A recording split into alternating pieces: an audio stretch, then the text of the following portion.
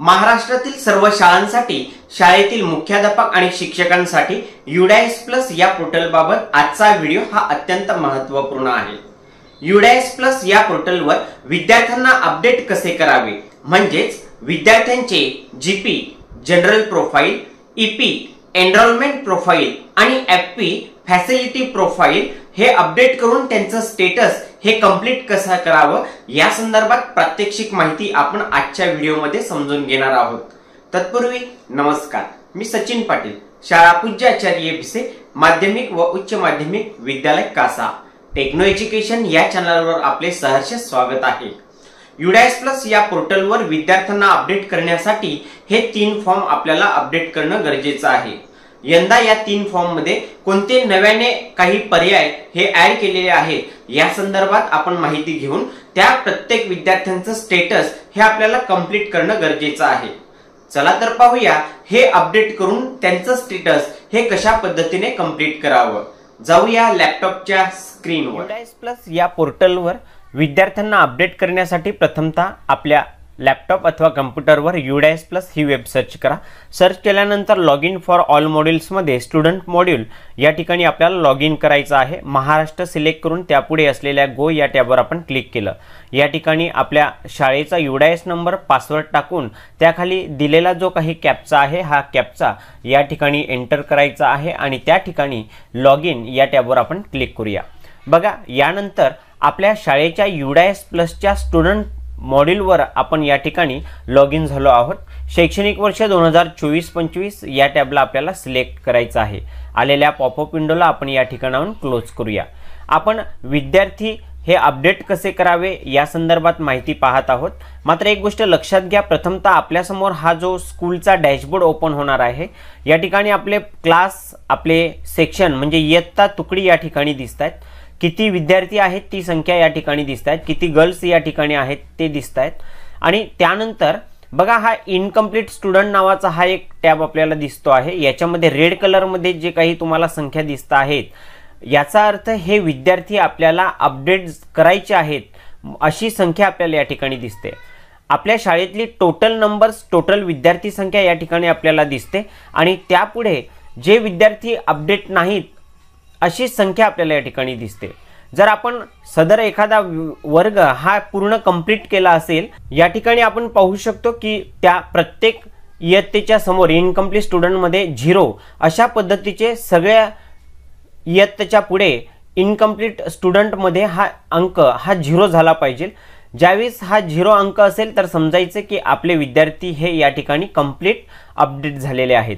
आता red colour मध्ये जे आहेत हे एवढे विद्यार्थी आपले बाकी आहेत। यासाठी विद्यार्थी अपडेट कसे करावे हे पाहूया। पुन्हा एकदा मी स्कूल डॅशबोर्ड या टॅबवर क्लिक करतो। बघा, आपल्या समोर पुन्हा आपल्या ज्या काही शाळेच्या इयत्ता तुकडे असतील हे सगळे आपल्याला या ठिकाणी आलेले दिसतील। आता ज्या वर्गातील विद्यार्थी अपडेट करायचे आहेत त्या वर्गाच्या समोरील व्ह्यू अँड मॅनेज हा जो टॅब आपल्याला दिसतो या टॅबला आपल्याला क्लिक करायचं आहे। क्लिक केल्यानंतर या ठिकाणी डॅशबोर्ड आहे। डॅशबोर्डवर आपण जर वर पाहिलं तर 3 फॉर्म आपल्याला दिसतील। पहिला म्हणजे GP। बघा, हा GP म्हणजेच काय तर त्याची जनरल प्रोफाइल माहिती अपडेट करायची आहे। त्यानंतर EP म्हणजेच एनरोलमेंट प्रोफाइल माहिती अपडेट करायची आहे आणि FP म्हणजेच फॅसिलिटी प्रोफाइल हा अपडेट करायचा आहे। अशा पद्धतीने विद्यार्थ्यांना हे 3 फॉर्म अपडेट करून यांचं जे एंट्री स्टेटस आहे हे या ठिकाणी कंप्लीट म्हणून दिसलं पाहिजे।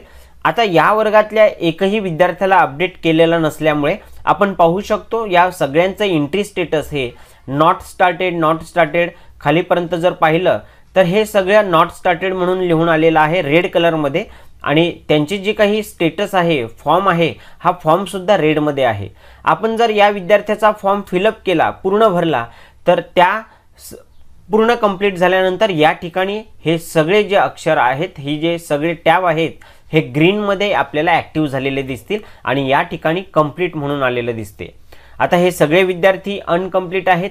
इनकम्प्लीट असल्यामुळे आपण कशा पद्धतीने त्याला अपडेट करावं हे एक माहिती पाहूया। प्रथमतः हा एक विद्यार्थी आहे। या विद्यार्थ्याच्या समोर GP नावाचा हा एक टॅब दिसतो, यावर आपल्याला क्लिक करायचं आहे। बघा, GP वर क्लिक केल्यानंतर या विद्यार्थ्याचं आपल्याला या ठिकाणी नाव दिसते, त्याचा पेन नंबर दिसतो आणि आपला अकॅडमिक इयर आणि तो कुठल्या वर्गातला आहे ती माहिती आपल्या समोर दिसेल। आता विद्यार्थ्याला अपडेट करण्यासाठी नेमकं आपल्याला काय काय करायचं आहे, तर या ठिकाणी ऑलरेडी मागच्या वर्षी त्या विद्यार्थ्याला अपडेट करताना जी माहिती भरली होती ती ऑलरेडी या ठिकाणी दिसत असेल, त्याच्यामुळे इथून आपल्याला काही बदल करायचा नाही। जर चुकून काही ॲड्रेसमध्ये बदल असेल, पिनकोड असेल किंवा मोबाईल नंबर असेल तर एवढा आपण त्याचा अपडेट करू शकता, किंवा काही चुकीने माहिती भरली गेली असेल मागच्या वर्षी ती देखील या ठिकाणी आपण अपडेट करू शकता आणि सगळ्यात खाली सेव्ह या टॅबवर आपल्याला क्लिक करायचं आहे। मात्र या जनरल प्रोफाईलमध्ये एक गोष्ट आपल्याला सांगू इच्छितो, आपल्याला जर नावामध्ये काही बदल करायचा असेल तर या ठिकाणी बघा हे जे स्टुडंट नेम आहे या नावामध्ये या ठिकाणाहून बदल आपल्याला करता येऊ शकत नाही। सध्या तरी ही सुविधा आपल्याला उपलब्ध करून देण्यात आलेली नाही। मात्र आधारवर जे काही नाव आहे ते नाव आणि या ठिकाणी आधार नंबर यात आपल्याला बदल करायचा असेल तर बघा मी यावर क्लिक केलं तर हा एडिट होत नाही, या ठिकाणी आपल्याला बदल करता येत नाही। पण याच्या बाजूला हा जो एक बॉक्स आहे या बॉक्समध्ये आपण जर चेक मार्क केलं तर या ठिकाणाहून तो बदल होऊ शकतो। आता हे सगळं काही आहे हे आपल्याला अपडेट पहिल्यांदा करावं लागते। सध्या ही सुविधा उपलब्ध नसल्याने आपण या ठिकाणी फक्त मोजक्याच गोष्टी अपडेट करू शकता आणि सगळं झाल्यानंतर या ठिकाणी सेव्ह या टॅबवर आपल्याला क्लिक करायचं आहे। म्हणजेच या ठिकाणी पहिलं काम तुमचं झालेलं आहे। जनरल डाटा अपडेटेड सक्सेसफुली, यानंतर क्लोज या टॅबवर क्लिक करा आणि त्यानंतर पुढचं जे नेक्स्ट आहे यावर आपल्याला क्लिक करायचं आहे।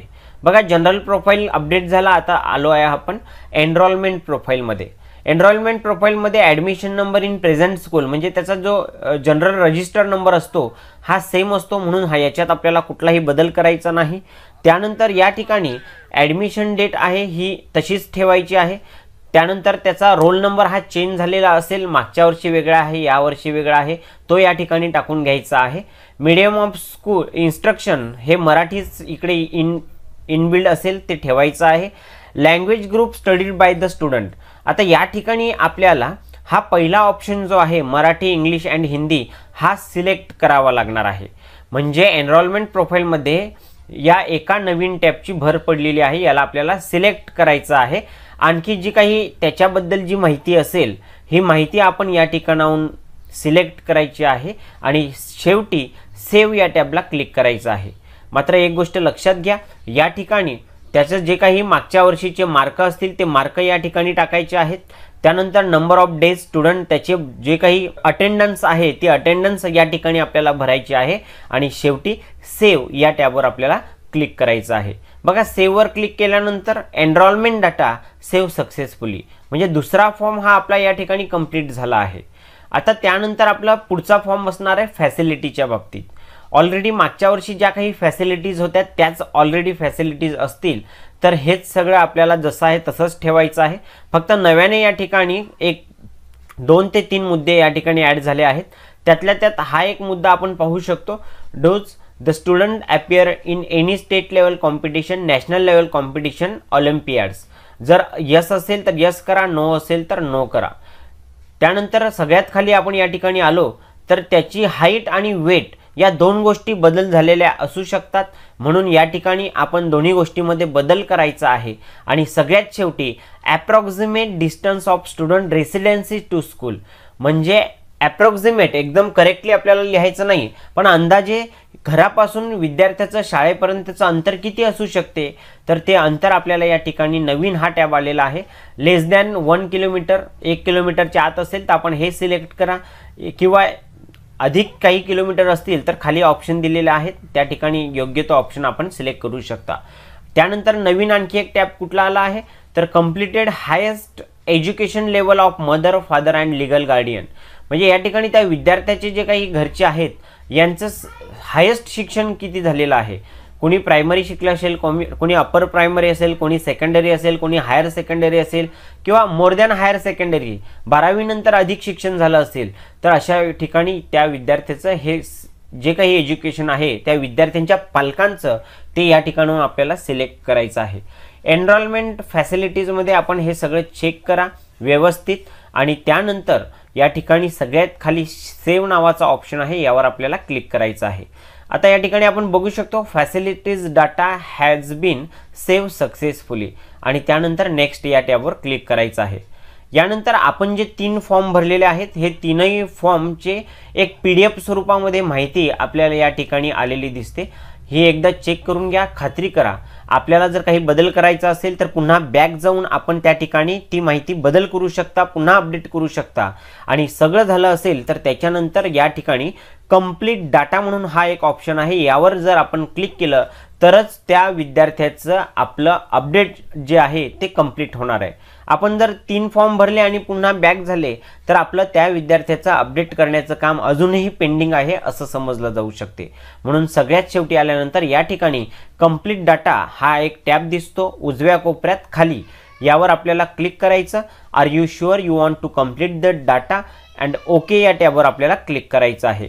सो अशा पद्धतीने हा पहिला विद्यार्थ्याचा डाटा हा कंप्लीट झालेला आहे, याचा अपडेट हे कंप्लीट झालेला आहे। आणि यानंतर आपण नेक्स्ट स्टुडंट यावर क्लिक करून पुढच्या विद्यार्थ्यांना सेम याचप्रमाणे अपडेट करून घ्यायचं आहे, त्याचं स्टेटस हे कंप्लीट करायचं आहे।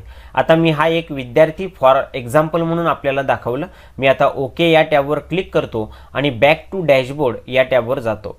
आता या ठिकाणी आपण बघू शकतात की मी ज्या विद्यार्थ्याला अपडेट केलेलं होतं त्या विद्यार्थ्याला आता या ठिकाणी त्याच्या एंट्री स्टेटसमध्ये कंप्लीट नावाचा हा एक शेरा या ठिकाणी आलेला दिसेल। आपण बघू शकतो हाच विद्यार्थी मी आता अपडेट केला। याचा आधी एंट्री स्टेटस काय होतं, नॉट स्टार्टेड, आता बघू शकतो कंप्लीट म्हणून लिहून आलेला आहे। आणि याचे तीनही जे काही टॅब होते हे ग्रीन झालेले आहेत, म्हणजे या ठिकाणी त्याचा अपडेट कंप्लीट झाला आहे। ज्यावेळेस एक एक फॉर्म आपण अपडेट करता त्यावेळेस एक एक फॉर्म हा ग्रीन होत जातो। जर आपण FP पर्यंत अपडेट केलं असेल तर हे इथपर्यंत ग्रीन राहील आणि हे शेवटचा जो टॅब आहे हा रेड राहिला तर समजायचं त्याचं कंप्लीट डाटा हा ऑप्शन आपण क्लिक केलेला नाही, म्हणून तो पेंडिंग आहे, म्हणून त्यावर क्लिक करायचं, जेणेकरून या पद्धतीने हे सगळे विद्यार्थ्यांचं अपडेशनचं काम हे कंप्लीट होईल आणि एंट्री स्टेटसमध्ये प्रत्येक विद्यार्थ्याचं स्टेटस हे आपल्याला काय आलं पाहिजे, कंप्लीट आलं पाहिजे। सो मी आशा करतो की प्रत्येक विद्यार्थी हा अपडेट कसा करावा, नव्याने काय माहिती आलेली ही आहे ही आपणास नक्कीच समजली असेल आणि त्याला अनुसरून पूर्ण विद्यार्थ्यांचं अपडेटचं काम हे आपण त्वरित करून घ्यावं आणि शेवटी कंप्लीट नावाचा डाटा नावाचा जो टॅब आहे त्यावर क्लिक करून त्याचं स्टेटस हे आपल्याला कंप्लीट करून घ्यायचं आहे। मी आशा करतो की दिलेली सर्व माहिती ही आपणास नक्कीच समजली असेल।